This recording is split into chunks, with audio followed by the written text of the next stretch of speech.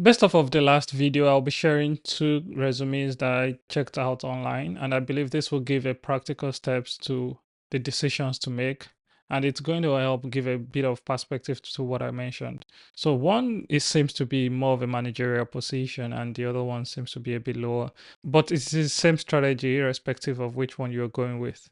So I'll start with this person. He worked as a chief experience officer. You can screenshot that if you believe that you will need it later, or even save the feed video for eventual use.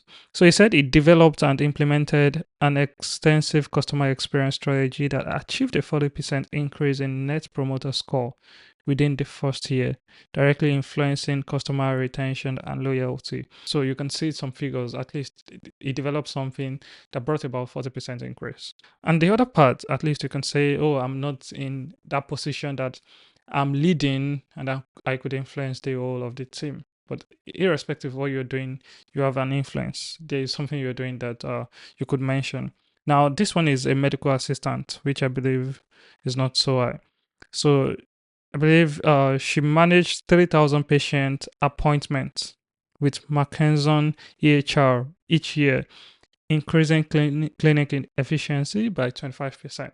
And the other one is it reduced patient wait time by 36% by implementing self-checking kiosk and managing patient flow. All I'm saying is give figures to it. Now the problem most times, and one of the reasons why we are unable to give figures to what we are doing, is because we do not pay attention to those. These are figures that you should even take note even in your career to help you grow. Now all you just have to do is check what has improved over time, what have I done, and what have I put in place, and of course put them in numbers. I believe that will help.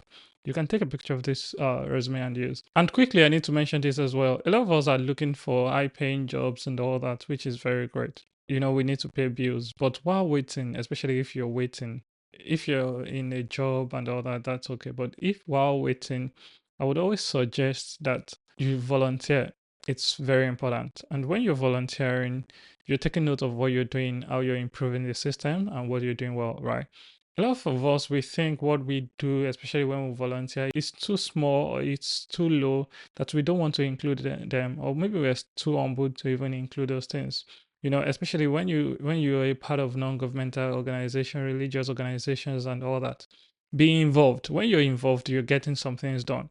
And while getting those things done, also put numbers to it. What have you achieved? You know, you were able to organize efficiently a program where you have 200 people attend, 300 people attend, and what was the impact of the program?